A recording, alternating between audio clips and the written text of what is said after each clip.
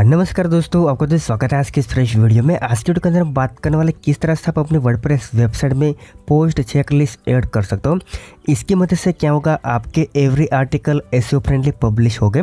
इसका मतलब कि आर्टिकल पब्लिश करने से पहले ऑटोमेटिकली जो आपका ये चेकलिस्ट चेक करेगा कि आपके आर्टिकल में किसी भी प्रकार के मिस्टेक तो और नहीं है। ये सब कुछ चेक करने के बाद ही आपका आर्टिकल पब्लिश होगा या तो आप इसे पब्लिश कर पाओगे। तो ऐसी सिस्टम अगर आपको आपके वर्डप्रेस में ऐड करनी है तो वीडियो देखते रहिए।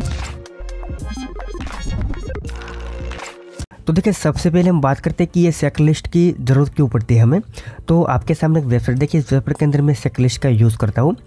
अब देखिए, सबसे पहले तो अगर आप एवरीडे बहुत ही सारे आर्टिकल पब्लिश करते हो तो आपको ऐसी जो सिस्टम ऐड करनी पड़ेगी आपकी वर्डप्रेस की वेबसाइट में। या तो अगर आप अपने वेबसाइट के अंदर कंटेंट राइटर रखते हो और इसकी मदद से आप डायरेक्टली पब्लिश अलाउ करते हो आपके कंटेंट राइटर को, तो इस केस में आपके पास चेकलिस्ट होना बहुत ही ज़रूरी है।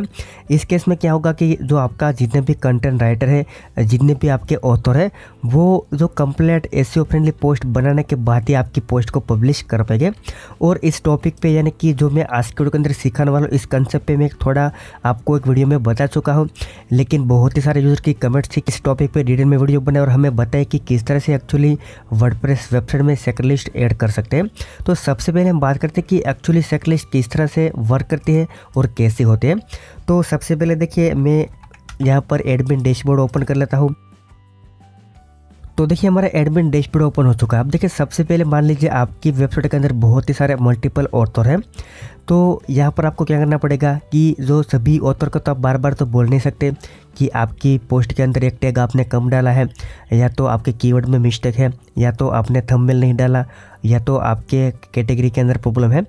तो यहाँ पर आपको एक ऐसा प्लगइन की मदद से एक ऐसा सिस्टम आपकी जो वेबसाइट के अंदर ऐड कर देनी है कि जब तक आप ये सभी कंडीशन कंप्लीट नहीं करेगा आपका पर्टिकुलर ऑथर या तो आप खुद, तब तक आपकी पोस्ट पब्लिश नहीं होगी। जैसे कि देखिए, यहाँ पर आपको दिखाई देगा कि इस वेबसाइट के अंदर मैं यूज़ करता हूँ। तो यहाँ पर आपको दिखाई देगा, देखिए रिक्वायरमेंट चेकलिस्ट, इसके अंदर टाइटल होना चाहिए, इसके बाद फीचर इमेज होनी चाहिए, इसके बाद कैटेगरी होनी चाहिए, इसके बाद टैग, और वो भी इसके अंदर भी कंडीशन है कि आपको जो मिनिमम 3 टैग ऐड करने हैं और मैक्सिमम आप 5 ऐड कर सकते हो। इसके बाद आपको कीवर्ड मस्ट यूज़ करना है। इसके बाद ही आपका पब्लिश बटन एनेबल होगा और आप पर्टिकुलर पोस्ट को पब्लिश कर पाओगे। तो जो यहाँ पर मेरे ख्याल से आपका 20 या 30% काम ऑटोमेटिकली ये प्लगइन कर देगा। तो मेरे ख्याल से आपके लिए बहुत ही अच्छा रह सकता है कि आपको यहाँ पर जो बार बार चेक नहीं करना पड़ेगा कि क्या मैंने जो टैग डाले हैं या नहीं, क्या मैंने कीवर्ड डाला है या नहीं। ये जितनी भी रिक्वायरमेंट है ये आप कंप्लीट नहीं करोगे तब तक ये पोस्ट पब्लिश नहीं होगा। तो सबसे पहले देख लीजिए, मान लीजिए अगर आपने यहाँ पर आपका टाइटल लिखा तो ऑटोमेटिकली यहाँ पर ग्रीन हो जाएगा और आपका टाइटल कंप्लीट हो चुका है। इसके बाद अगर आपने फीचर इमेज यहाँ पर सेट कर दी तो आपका फीचर इमेज का रिकॉर्ड भी यहाँ पर कंप्लीट होगा। तो इस केस में यहाँ पर मैं किसी भी इमेज को चूज़ कर लेता हूँ। तो यहाँ पर हम चेक करेंगे तो हमारा फीचर इमेज भी कंप्लीट हो चुका है। इसके बाद एक कैटेगरी में सिलेक्ट करता हूँ तो यहाँ पर कैटेगरी का भी कंप्लीट होगा। इसके बाद टैग आता है। तो मान लीजिए यहाँ पर जो मैंने गलती से 2 टैग डाले इस तरह से, तो क्या होगा, जैसे मैं यहाँ पर 2 टैग डालता हूँ तो भी आपकी रिकमेंड यहाँ पर कंप्लीट नहीं होगी और आपका पब्लिश बटन एनेबल नहीं होगा।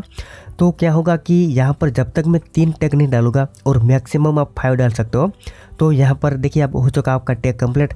अगर मान लीजिए किसी ऑथर ने या तो आपने खुद ने जो यहाँ पर डाल दिए 6 टैग, तो क्या होगा कि फिर भी आपकी पोस्ट पब्लिश नहीं होगी। तो देखिए, यहाँ पर आपको दिखाई देगा कि आपने 5 से ज़्यादा डाल दिया, तब तक आपका जो यहाँ पर पब्लिश बटन एनेबल नहीं होगा। और यहाँ पर हम डालते हैं 6 से ज़्यादा, यानी कि 5 से ज़्यादा, तो यहाँ पर आपको दिखाई देगा कि ऑटोमेटिकली जो आपका टैग का रिकॉर्ड है वो इनकम्प्लीट हो जाएगा। तो इस केस में यहाँ पर आपको मैक्सिमम 5 और मिनिमम 3 ऐड करने हैं तो आपका टैग का रिकमेंड कंप्लीट हो जाएगा। इसके बाद यहाँ पर आपको कीवर्ड मस्ट यूज़ करना है। अब देखिए, जब भी आप पोस्ट पब्लिश करते हो तो आपकी पर्टिकुलर पोस्ट के अंदर आपका एक मेन टारगेटेड कीवर्ड होता है जिसकी मदद से आप अपनी पोस्ट को गूगल के अंदर रैंक करवाते हो।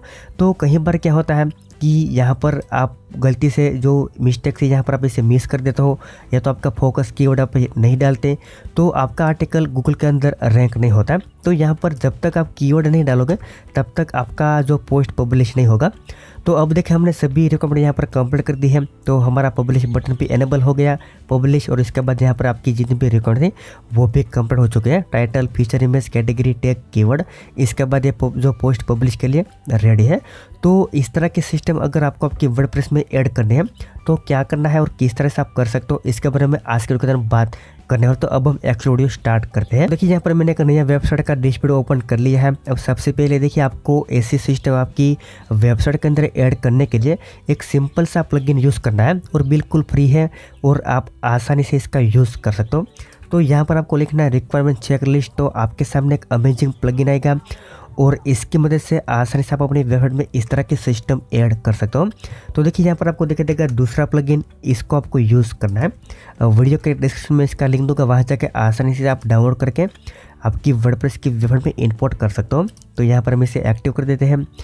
जैसे आप प्लगइन एक्टिव करते हो इसके बाद आपको कुछ भी नहीं करना है। इसके अंदर आपको किसी भी प्रकार का लॉजिक नहीं ऐड करना या तो आपको किसी भी प्रकार का जो कॉम्प्लिकेटेड वर्क नहीं करना है।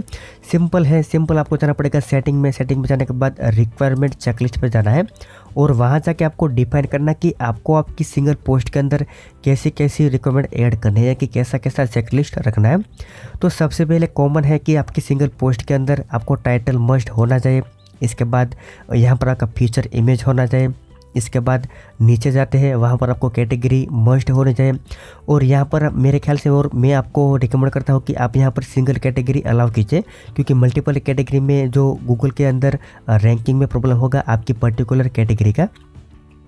इसके बाद आपका आगे का होता है टैग। तो यहाँ पर आप टैग को टिक कर दीजिए। यहाँ पर आपको मिनिमम रखना है 3 और मैक्सिमम 5 रखिए, क्योंकि देखिए अगर आपकी सिंगल पोस्ट के अंदर जो 3 से कम टैग हो गए तो भी आपको प्रॉब्लम होगा और 5 से ज़्यादा होगा तो भी प्रॉब्लम होगा। तो आप यहाँ पर इस कंडीशन को चूज़ कर लीजिए।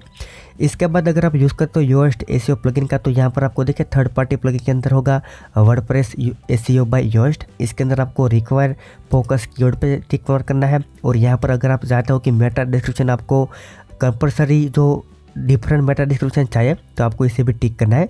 लेकिन जो वर्डप्रेस के अंदर बाय डिफ़ॉल्ट जो आपका फर्स्ट पैराग्राफ होता है वहीं आपका मेटा डिस्क्रिप्शन होता है, तो आपको ये टिक करने की ज़रूरत नहीं है, वरना आपका यहाँ पर टाइम थोड़ा वेस्ट होगा। इसके बाद यहाँ पर आपको सिंपल सेव चेंजेस पे क्लिक करना है, तो आपका जो प्लगइन का सेटिंग सक्सेसफुली सेव हो जाएगा।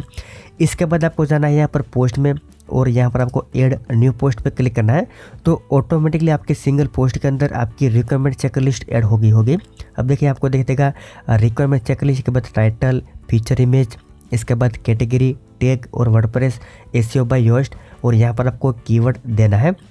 तो मान लीजिए देखिए आप अब किसी भी प्रकार की पोस्ट लिखते हो तो जब तक आप टाइटल ऐड नहीं करो, टाइटल तो डेफिनेटली सभी जितने भी ब्लॉगर हो गए ऐड करते होंगे, लेकिन गलती कहाँ पर होती है, गलती टैग और कीवर्ड के अंदर होती है। तो इसीलिए मैं आपको रिकमेंड करता हूँ कि प्लगइन का आप मस्ट यूज़ कीजिए।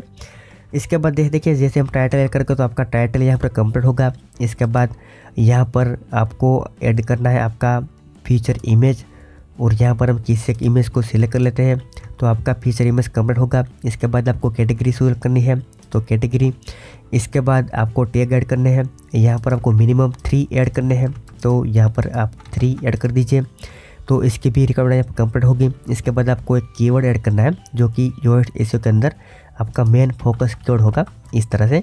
तो आपका जो पब्लिश बटन है वो एनेबल होगा और आप यहाँ पर डायरेक्टली पब्लिश बटन पर क्लिक करके इस पोस्ट को पब्लिश कर सकते हो। तो देखिए पोस्ट पब्लिश हो चुका है और आसानी से आप इसे विजिट करके चेक कर सकते हो।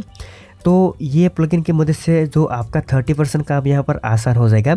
इसके बाद मैंने आपको स्टार्टिंग में बताया इस तरह से कि अगर आपकी वेबसाइट के अंदर मल्टीपल ऑथर है, भले आपके पार्टनर हो, लेकिन आप डेली बेसिस पे 2-3 लोग आपकी वेबसाइट के अंदर पोस्ट को पब्लिश करते हो, तो इस केस में प्लगइन का होना बहुत ही ज़रूरी है। अगर आपकी वेबसाइट में प्लगइन होगा तो डेफिनेटली आपको हेल्प होगी और किसी से किसी भी प्रकार की मिस्टेक नहीं होगी और जितने भी आर्टिकल आपकी वेबसाइट के अंदर पब्लिश हो गए वो एसईओ फ्रेंडली हो गए, तो इसलिए आपको इसका यूज़ करना है। इसके बाद अगर आपने कंटेंट राइटर हायर करके रखा है और आपको इस केस में आपके कंटेंट राइटर से पूरा का पूरा काम करवाना है तो आपको इस प्लान का यूज़ करना है, क्योंकि कई बार क्या होता है, कंटेंट राइटर तो इसकी पोस्ट तो परफेक्ट लिख देता है, लेकिन कई बार वो मिस्टेक करता है अपने टैग लिखने में या तो कीवर्ड ऐड करने में, या तो वो इसको दूसरा काम होता है तो आपकी वेबसाइट के अंदर वो कीवर्ड ऐड करना भूल जाता है, तो वो इग्नोर करता है। तो इस केस में आप प्लगइन का यूज़ कर लीजिए। डेफिनेटली जब तक जो आपका कंटेंट राइटर है वो इतनी रिकमेंड कंप्लेंट नहीं करेगा तब तक ये किसी भी प्रकार की पोस्ट को पब्लिश